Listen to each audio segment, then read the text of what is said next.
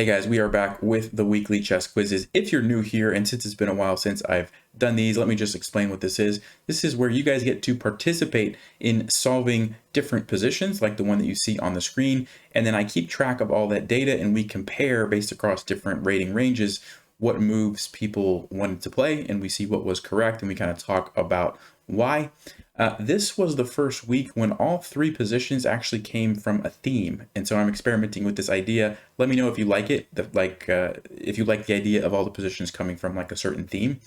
So like, for example, this week, all three positions were from famous games, and so I'm going to mention which game they came from. A couple people actually commented last time saying that they recognize the games. So let me know if you like that kind of idea. The themes could be other things too, like all positions from the end game, all positions from a particular opening, things like that. So if you like that, or if you like them to be just random, let me know your thoughts. But yeah, having said, oh, and by the way, if you want to participate, the link is in the description below for next week's quiz. That's where I get the data that I use for all of these videos.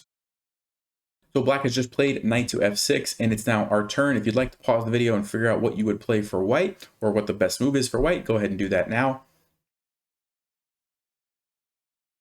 And if you're ready to see the solution, here we go. Now, before I show you the solution, I actually want to show you this game and how we got into this position, because it's very, very short, but it comes out of the Owen defense. So that's where black plays b6 and bishop to b7. It's not particularly an awesome opening, but it can be pretty tricky, especially if white doesn't know how to proceed. And this bishop d3 and f5 line, I've actually played this before, and it's really not good for black, but there's one tricky line, and it goes like this, where you take it, which is the critical reply. You basically give up this, giving up your rook, because you are going for the king. So queen h5 check, g6, and then after white captures, there's actually a line, and this was not what was played in the game, but there's actually a line that I've experimented with, where you can play bishop g7, which looks like a crazy move. It looks like you're just completely giving away all your pieces. You let them capture with check, you move your king over, you let them take and get a second queen with check, but after you take it with your king, you end up with this kind of interesting position where you have an attack on the queen, and you also have an attack on this rook in the corner.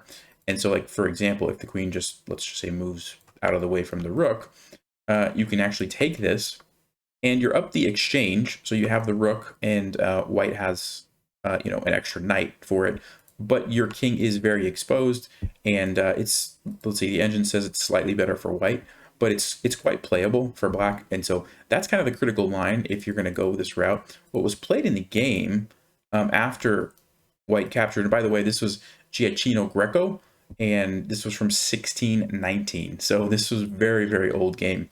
But black made a mistake here and played the move knight to f6, which is not, like I showed you, bishop g7 is the way to go. Big mistake. And if we look at the participants from 0 to 1,000, the top move was g7 check. The second move was g takes h7 check, and the third move was queen to g5.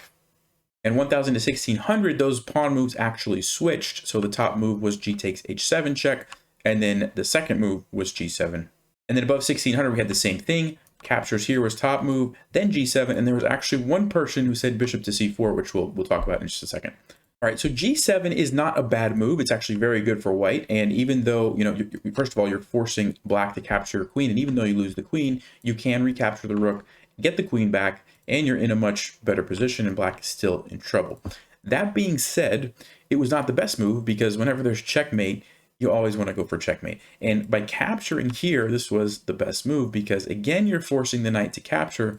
But in this case, instead of your pawn being here where you take the rook, now you've eliminated black's pawn on h7, which allows your bishop to come in for the checkmate. So a really nice sort of smothered checkmate, because all these pawns, you know, smothered checkmate with the bishop. So that was the best move. Congratulations if you found that.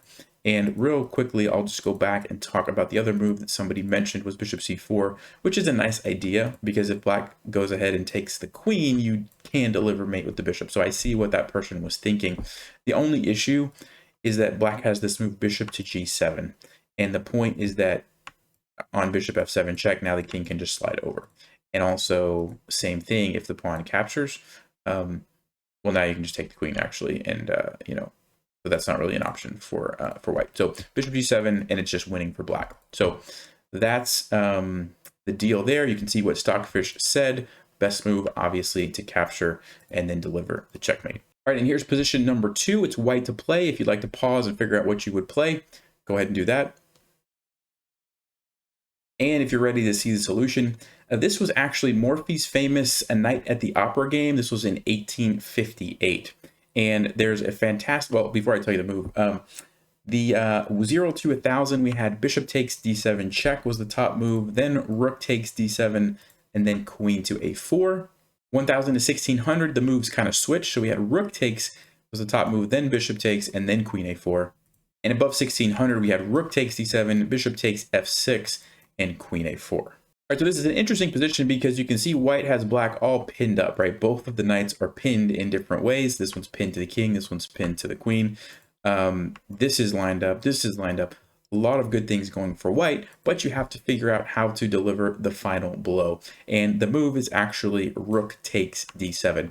And this is an interesting idea because if the only thing that you think about are, you know, the point values of the pieces, you would never take this way. You would always, you know, want to take with the lower valued piece. In most cases, you do want to take with the lower valued pieces and keep your higher valued pieces in the back, right? So they don't get captured.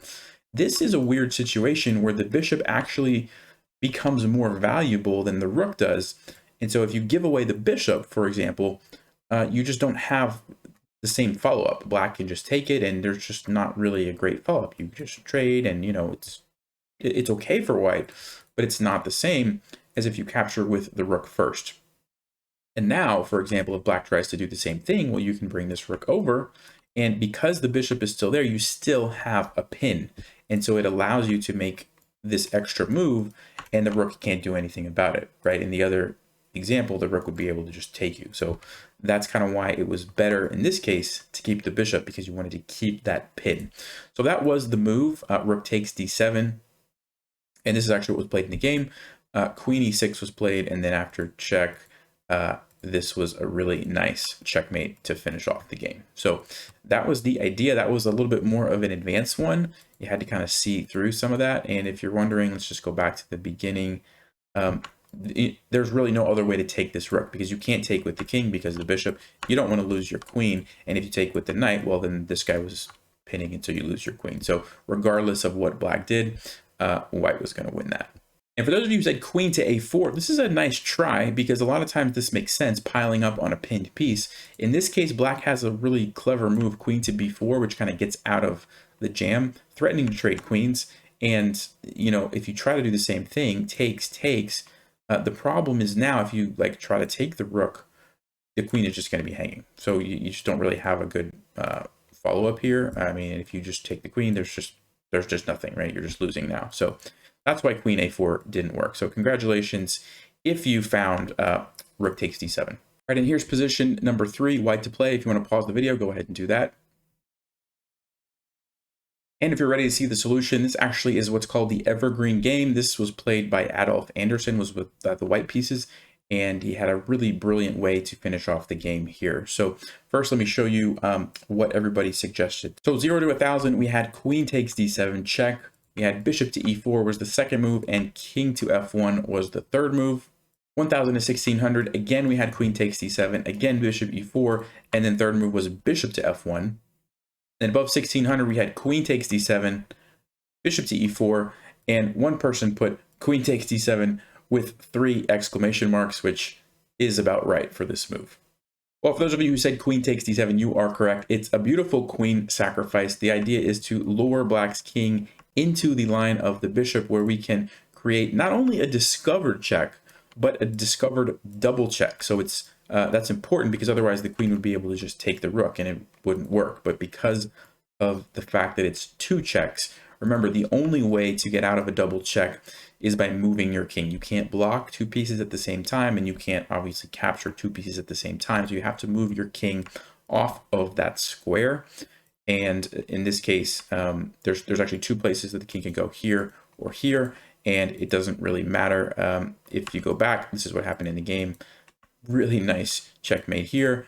And if you did try to go here, this would also be mate because of these bishops. So really nice tactical idea. And let's just go back real quick. And the other move, bishop to e4, is kind of a nice idea because you're trying to unleash the rook and the queen to hit that. So you're on the right idea. Unfortunately, because it's not check, black has a lot of threats of their own happening here, and it's just mate in 3. There's a couple ways black could do it, but the easiest is probably just takes.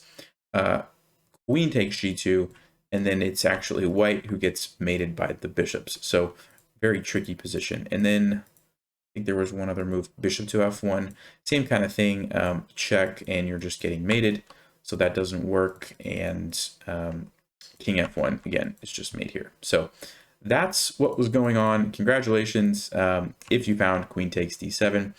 And like I said, those were 3 positions from Famous Games. Let me know in the comments if you like that, or if you don't like that, you just prefer kind of random positions, or if you have an idea for some other theme for these quizzes, let me know. I'm all ears.